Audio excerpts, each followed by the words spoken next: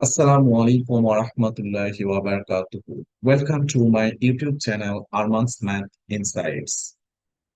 May peace, mercy, and blessings of Allah subhanahu wa ta'ala be on all of you. I hope you all of them are quite well by the grace of Almighty Allah subhanahu wa ta'ala. শিক্ষার্থী বন্ধুরা, আশা করি তোমরা সকলে অনেক ভালো আছো।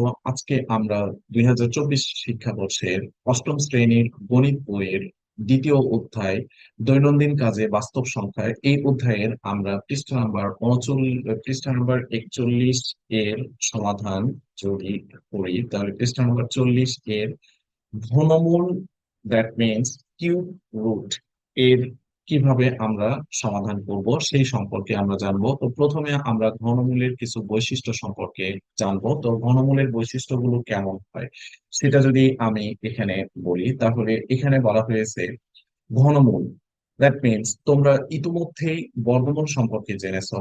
তাহলে তোমরা কি বলতে পারবে ঘনমূল কি? বর্গের উদাহরণ বর্গের উদাহরণ এখানে যেটা দেওয়া আসছিল, বর্গের উদাহরণ থেকে আমরা জানি বর্গমূল হলো বর্গের বিপরীত প্রক্রিয়া। তাহলে ঘনমূল হবে ঘনের বিপরীত প্রক্রিয়া, দ্যাট মিনস কিউব করে আমরা যা পাবো সেটাকে বিপরীত প্রক্রিয়া বলা হচ্ছে। তো এখন এখানে বলা হলো যে বীজগাণিতিক রাশির মাধ্যমে আমরা বলতে পারি এ কমা বি এর একটি ঘনমূল হবে যদি এ এর পাওয়ার 3 ইজ ইকুয়াল টু বি হয়। তাহলে এখানে ঘনমূল প্রকাশের জন্য আমরা রুট থ্রি এর রুট এর পাওয়ার 3 হিসেবে ব্যবহার করি। তাহলে এই চিহ্নটা ব্যবহার করা হয় যেহেতু 4 এর ঘন 64, অর্থাৎ 4 এর পাওয়ার 3, দ্যাট মিনস 4 গুণ 4 গুণ 4 সমান সমান 64। তো 64 এর ঘনমূল ঘনমূল 64 সমান সমান 4। আবার এখানে বর্গমূল নির্ণয়ের সময় আমরা দেখেছিলাম বর্গমূল হলো একটি বর্গক্ষেত্রের একটি বাহুর দৈর্ঘ্য, তেমনি ঘনমূল হলো একটি ঘনকের এক বাহুর দৈর্ঘ্য। একটি ঘনক এর প্রতিটি বাহুর দৈর্ঘ্য এক্স মিটার এবং আয়তন 64 মিটার ঘনমিটার হলে আমরা যেটি পাই X into X into X is equal to, এখানে আমরা যেটা পাচ্ছি সেটা হলো 64। তাহলে সুতরাং এক্স এর পাওয়ার 3 ইজ ইকুয়াল টু 64। তাহলে এই থ্রিটা এই পাশ থেকে ওই পাশে গেলে ঘনমূল 64। তাহলে ঘনমূল 64 মানেই হচ্ছে আবার হলো 4। তো আমরা 64 এর ঘনমূল করলে পাবো কত? 4। এবার এবার ভেবে দেখা যাক, বা ভেবে দেখো তো, রুট ঘনমূল 64 সমান সমান 4 হলে ঘনমূল -64 বাস্তবে কি নির্দেশ করে? তো বলতো, ঘনমূল -64 এর মান কত হতে পারে? অর্থাৎ কোন সংখ্যাকে ঘন করলে -64 হবে, কোন সংখ্যাকে ঘন করলে আমরা পাবো -64? তোমরা অবশ্যই বলবে -4, কারণ এখানে -4 ইন্টু -4 ইন্টু -4 সমান সমান -64, যেহেতু মাইনাস মাইনাসে প্লাস, প্লাসে মাইনাসে মাইনাস। অর্থাৎ এখানে আমরা যদি -3 এর পাওয়ার -4 এর পাওয়ার ঘনমূল ব্যবহার করি, দ্যাট মিনস ঘন ব্যবহার করি, তাহলে এটার মান হবে 64 -64। সুতরাং আমরা বলতে পারি এক্স এর পাওয়ার 3 ইজ ইকুয়াল টু ওয়াই হলে x is equal to 1/3, x is equal to y এর পাওয়ার 1/3, যেখানে x এর মান ধনাত্মক বা ঋণাত্মক হতে পারে। ঘনমূলের কিছু বৈশিষ্ট্য আছে, সেই বৈশিষ্ট্যগুলো হলো ঘনমূলের বৈশিষ্ট্য ব্যবহার করে আমরা পূর্ণ সংখ্যার ঘনমূলের সরলীকরণ করতে পারি। ঘনমূলের কয়েকটি বৈশিষ্ট্য এখানে দেওয়া হলো, যে কোনো পূর্ণ সংখ্যা a এবং b হলে ঘনমূল এ ইন্টু ঘনমূল এ ইন্টু ঘনমূল এ ইজ ইকুয়াল টু ঘনমূল 3 সমান সমান এ। এবারে ঘনমূল এ বি এর ভ্যালু যদি আমরা নির্ণয় করতে চাই, তাহলে ঘনমূল এ ইন্টু ঘনমূল বি। মৌলিক উৎপাদকের সাহায্যে ঘনমূল নির্ণয়। বর্গমূল নির্ণয়ের মতো ঘনমূল নির্ণয়ের ক্ষেত্রে প্রথমে সংখ্যাটিকে মৌলিক উৎপাদকে বিশ্লেষণ করতে হবে, যেমন 216। এই 216কে আমরা যদি মৌলিক উৎপাদকে বিশ্লেষণ করি, তাহলে মৌলিক উৎপাদকে বিশ্লেষণ করে যে মানটা আসবে সেই মানটা হবে আমাদের ঘনমূলের জন্য। তাহলে এখানে আমি যদি মৌলিক উৎপাদক নির্ণয় করতে চাই 216 এর, তাহলে 216কে আমি প্রথমে 2 দিয়ে ভাগ করব, তাহলে আসবে এখানে 10, তারপরে এখানে আসবে 8। এরপরে আবার যদি 2 দিয়ে ভাগ করি, তাহলে এখানে আসবে 5, এরপরে আসবে 4। এরপরে আবার যদি এটাকে 2 দিয়ে ভাগ করি, তাহলে এখানে আসবে 27, 27 দুগুণ 24। এরপরে আবার 3 দিয়ে যদি ভাগ করি 9, আবার যদি 3 দিয়ে ভাগ করি, তাহলে এখানে আসবে 3। তো এখানে আমরা যেটা পেলাম, 2 গুণ 2 গুণ 2। আচ্ছা, এটাকে যদি আচ্ছা, এখানে আমি যদি এটাকে কেটে দিয়ে এখানে লিখি 2 গুণ 2 গুণ 2 গুণ 3 গুণ 3 গুণ 3, তাহলে এখান থেকে আমরা পেলাম 3টা 2 আর 3টা 3। তাহলে প্রতিটি 3টা 3 থেকে একটা 2, অথবা এটাকে 2 এর পাওয়ার 3 ইন্টু 3 এর পাওয়ার 3। তাহলে এটার ঘনমূল যদি আমরা এবারে নির্ণয় করি, তাহলে এখানে আমরা পাবো 2 গুণ 3, দ্যাট মিনস হলো 6। তাহলে এই 6 হবে তখন আমাদের 216 এর ঘনমূল। So, my dear friends and students, what I'm trying to say, I think you can understand. If you don't understand, just review the video. I think you will get a clear concept from my video.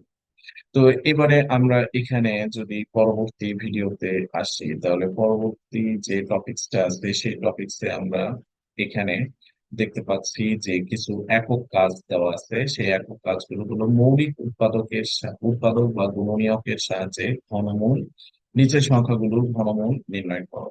তো মৌলিক উৎপাদকের সাহায্যে আমরা যখন কোনো ঘনমূল নির্ণয় করব, তখন সেই ঘনমূলটা আমরা কিভাবে নির্ণয় করব, মাই ডিয়ার ফ্রেন্ডস স্টুডেন্টস, আমি যদি এবারে এখান থেকে এইটার আমি এখন যদি এখান থেকে এই পেজটা শেয়ার করি, তাহলে এখানে আমাদের যেটা দেওয়া আছে, এখানে এই সংখ্যাগুলোর বর্গমূল আমরা নির্ণয় করতে গেলে আমাদের কত আসবে। তাহলে এই সংখ্যাগুলোর বর্গমূল আমরা এখানে নির্ণয় করার জন্য প্রথমে যে কাজটা করব, so my dear friends students, এখন আমরা যদি মৌলিক উৎপাদক বা গুণনীয়কের সাহায্যে নিচের সংখ্যাগুলোর ঘনমূল নির্ণয় করতে চাই, তাহলে মৌলিক উৎপাদকের সাহায্যে ঘনমূল নির্ণয় করার জন্য আমাদেরকে প্রথমে যে কাজটি করতে হবে সেটি 12,161। এই সংখ্যাটিকে আমরা যদি প্রথমে এখানে লিখি 12,161, এই 12,161 এই সংখ্যাটিকে লিখলাম। এটাকে প্রথমে আমরা আগে মৌলিক উৎপাদকে প্রকাশ করব। তো মৌলিক উৎপাদকে প্রকাশ করতে গেলে আমরা এখানে প্রথমে লিখব এটাকে, যেহেতু মৌলিক উৎপাদকে প্রকাশের জন্য আমাদের এই সংখ্যাটির কোনো মৌলিক উৎপাদক নেই, তাহলে মৌলিক উৎপাদক যদি না থাকে তাহলে এখানে আমরা কি লিখতে পারি, এখানে এত সংখ্যাটি কোনো পূর্ণবর্গ বা পূর্ণ ঘনমূল সংখ্যা হবে না। তাহলে আমরা এখানে লিখব 12,161 এর মৌলিক উৎপাদক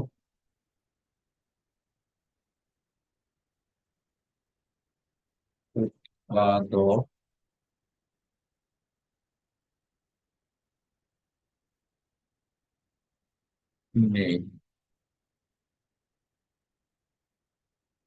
মৌলিক উৎপাদক না থাকার কারণে তাই 12,161 একটি পূর্ণ ঘনমূল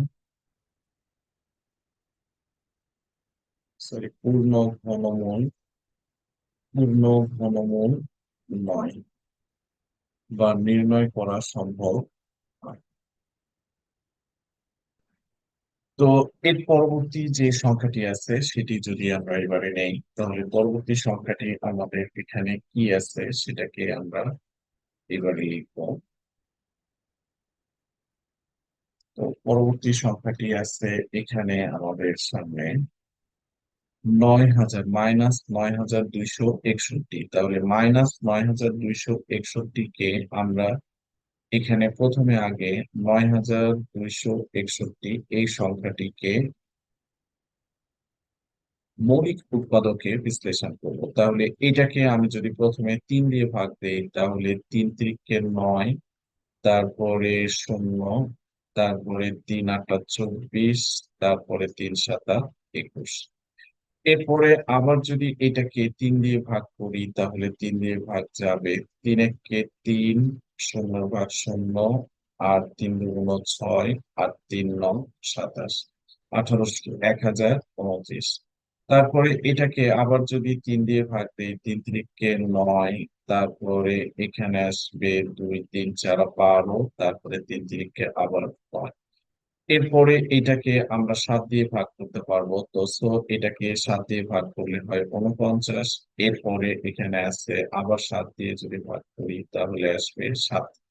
তো এখান থেকে আমরা যেটা পাচ্ছি সেটা হচ্ছে -9,261 এখানে যে সংখ্যাগুলো পেয়েছি, 3 × 3 × 3, তারপরে এখানে *7 × 7 × 7। তো এই সংখ্যাগুলো আমরা এখান থেকে পেলাম। এখন যদি আমরা এদের ঘনমূল নির্ণয় করতে যাই, তো তার আগে আমরা এখানে মাইনাস, এখানে লিখবো 3 × 3 × 3, এই সংখ্যা গুণ এখানে আসবে 7 × 7 × 7। তো এখান থেকে আমরা যে গুণফলটা পেলাম সেই গুণফলটা আমাদের যদি এবারে লিখি, ঘনমূল 3 এর, আচ্ছা, ঘনমূল 3 এই সংখ্যাটি ঘনমূল এর, এইখানে আমরা যে মানগুলো পেয়েছি -9,261, এই -9,261 কে এবারে আমরা যদি এখানে ভেঙে নেই, তাহলে এখানে আমরা যেটা পাচ্ছি সেটা হচ্ছে এই 3টা 3 থেকে একটা 3 নিব, তারপরে এই 3টা 7 থেকে একটা 7 নিব। তাহলে এখানে আমাদের যে ঘনমূলটা পেলাম সেটা হচ্ছে -21। তাহলে এই -21 হলো আমাদের ঘনমূলের মান। তাহলে এখানে -21 হলো আমাদের উত্তর।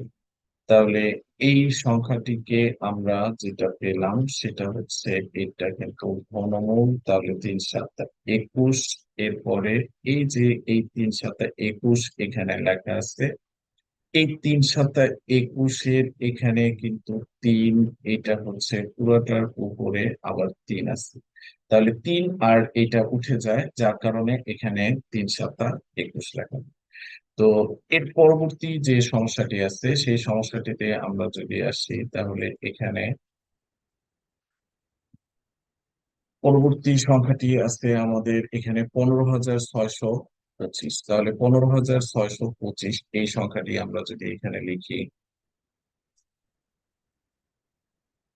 15,625, তাহলে এই 15,625 কে এখন আমরা কি দিয়ে ভাগ করতে পারবো? তো প্রথমে আমরা এটাকে 5 দিয়ে যদি ভাগ করি, তাহলে এখানে আসবে 3 × 5 = 15, তারপরে এখানে আসবে 15, 3 × 5 = 15, তারপরে এখানে আসবে 5, তারপরে এখানে আসবে 2, এরপর এখানে আসবে 3 × 5 = 15।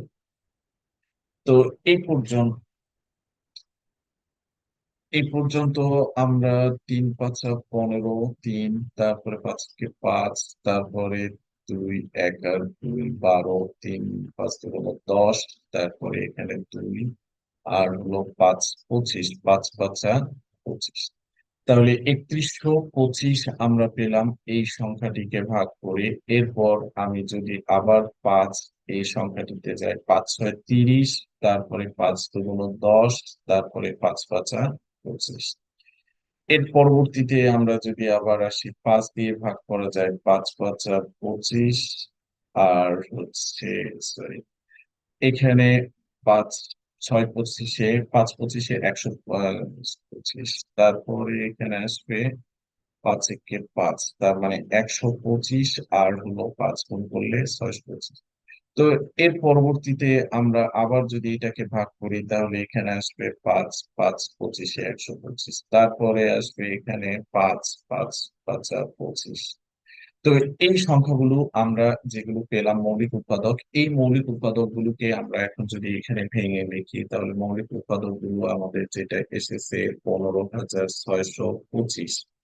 এইটা সমান সমান আমরা পেলাম 5 গুণ 5 গুণ 5, তারপরে গুণ 5 গুণ 5 গুণ 5। তো এদের মধ্য থেকে এখন আমরা প্রথম 5 গুণ 5 গুণ 5 এইটা, আর হচ্ছে এখান থেকে এটা 5 গুণ 5 গুণ 5, এই পর্যন্ত আসলো। এখন আমরা যদি এটার ঘনমূল নির্ণয় করতে চাই, তাহলে এখানে 15,325 এর ঘনমূল, এবারে আমরা এখান থেকে নিব একটা 5, এখান থেকে নিব একটা 5 25। তাহলে এখানে 25 গুণ 25 মানে 625। 625 কে আবার যদি আমরা 25 দিয়ে গুণ করি, তাহলে 15,625 আসে। এটাই হচ্ছে আমাদের ঘনমূল এর আনসার। তারপরে এবারে আমরা এখানে পরবর্তী যে সংখ্যাটি আছে সেটি যদি দেখি, পরবর্তী সংখ্যাটি আছে আমাদের এখানে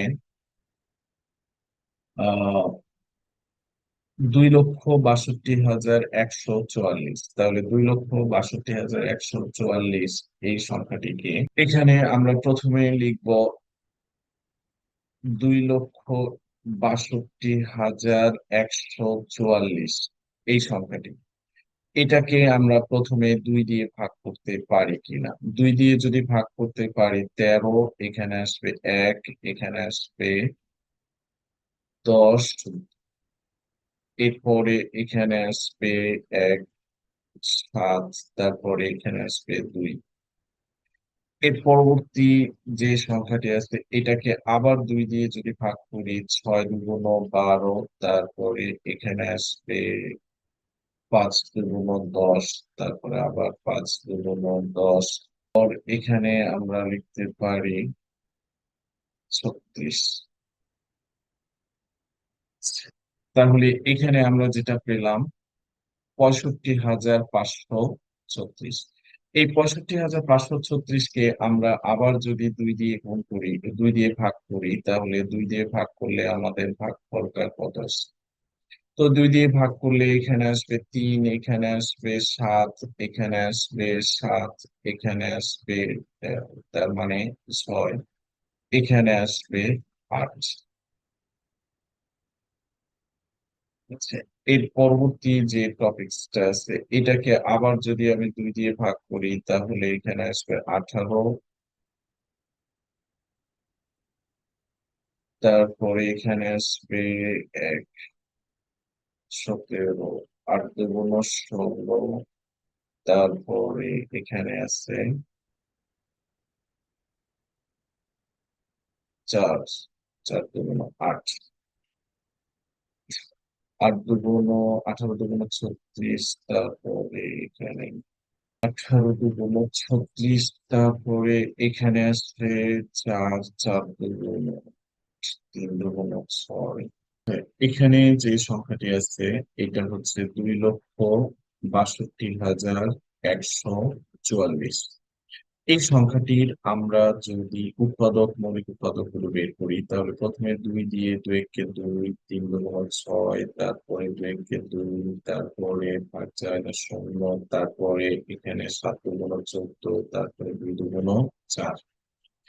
এর পরবর্তীতে আবার যদি এটাকে 2 দিয়ে ভাগ করি তাহলে 6 × 2 = 12, তারপরে 1, 5 × 2 = 10, তারপরে আবার 1 এখানে আসে, 5 × 2 = 10, তারপরে এখানে আমাদের হাতে কোনো কিছু নেই। এবারে এখানে 36 × 2 = 12। এর পরবর্তী যে সংখ্যাটি আছে এটাকে আবার 2 দিয়ে যদি ভাগ করি তাহলে এখানে আসবে 3, এখানে আসবে 2, এখানে আসবে 7, এখানে আসবে 6, এখানে আসবে 8। এরপরে আবার 2 দিয়ে যদি ভাগ দেই এখানে আসবে 16, এখানে আসবে 3, এখানে আসবে 8, এখানে আসবে 4। এরপর আবার যদি 2 দিয়ে ভাগ দেই তাহলে 8 × 2 = 16, তারপরে এখানে আসবে 2 কে 2, তারপরে 9 × 2 = 18, 2 × 4। এর পরবর্তীতে আবার যদি এটাকে 2 দিয়ে ভাগ করি তাহলে 4 × 2 = 8, তারপর এখানে আসবে 4 × 2 = 8, এখানে আসবে 4 × 2 = 9। এরপরে আমরা এখানে আবার যদি ক্যালকুলেশন করি 2 দিয়ে ভাগ করলে 2 × 2 = 4, তারপরে এখানে 2 × 4, তারপরে 2 × 4, 3 × 6। এরপর আবার যদি এখানে 3 দিয়ে ভাগ করি 3 × 7 = 21, তারপরে এখানে 3 × 7 = 21, এর পরে আসবে এখানে 1, 12, তাহলে 3 × 4 = 12, তারপরে এখানে আসবে 3। পর এখানে আমরা আবার যদি 2 দিয়ে, সো মাই ডিয়ার ফ্রেন্ডস,